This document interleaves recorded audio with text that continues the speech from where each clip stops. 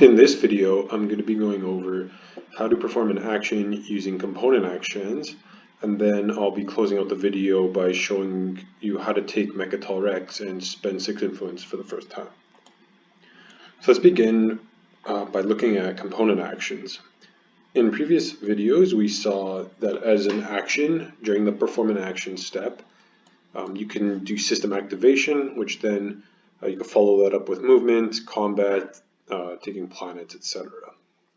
Another option you have during the perform an action step is to play action cards that read action to begin them with.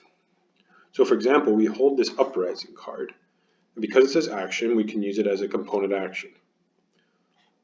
Now, just because we choose to play this, it doesn't automatically mean that it's going to go through, because other players will get the chance to respond to this via a sabotage or other means during the ability round that follows because of it. So to play this card Uprising as a component action, you're going to want to double click it down here. You're going to want to confirm your choice. And if you haven't yet selected the requirements, the choice won't go through and you'll be prompted with the reasoning why. So for example, for Uprising, we have to exhaust one non-home planet controlled by another player. So in this case, we haven't selected a planet. And we can do that by clicking on one in the enlarged system display.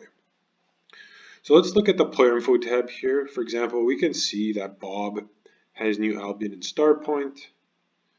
Charlie has Muat and Berrig. Now Muat is a home planet, so we won't be able to select it.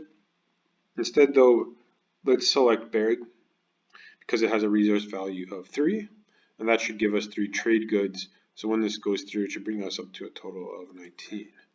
So to do that, we can locate Berrig. There's a couple ways you can do that. You can search for it on the game board.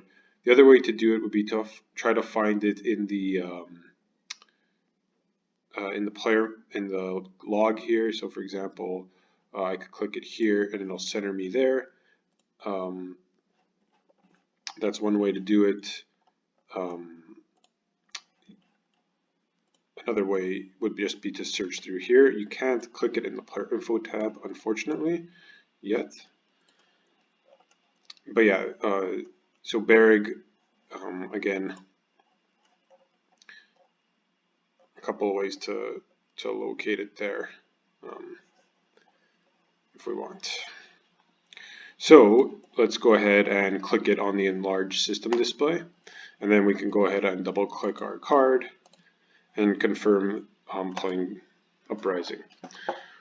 Now the ability rounds will get opened up, which will allow players the option to sabotage, but we're just going to pass through this here.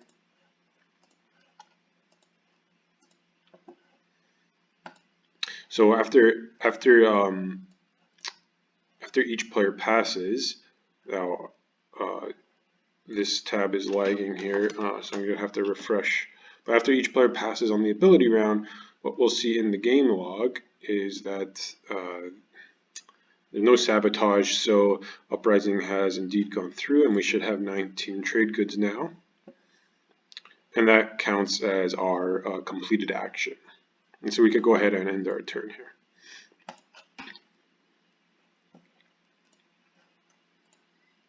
Let's go ahead now and see how we would go about taking control of Mecatol Rex for the first time.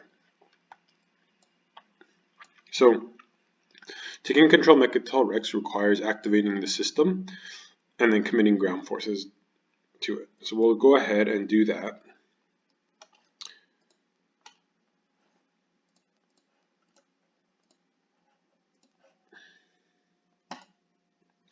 And commit all the ground forces here to the surface. Now, normally what would happen here is the next step would go right into an established control. But for Mecatol Rex, you'll notice that the custodian's token, that marker with the 6, is on it, meaning no one has taken it yet.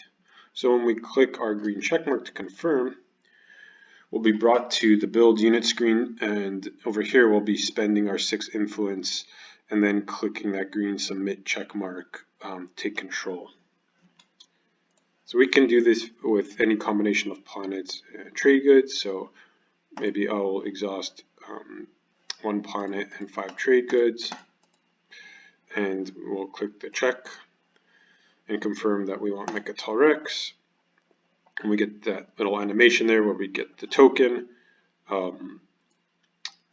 You'll see now here we also have that 1 victory point and also the custodian's token to show that we took control of Mecatol Rex. And so we will establish control, and now we have Mecatol Rex, and that's how you do that. That ends it for this video. In the next video, I'll go over the status phase, which will include things like redistributing your command tokens as well as scoring objectives.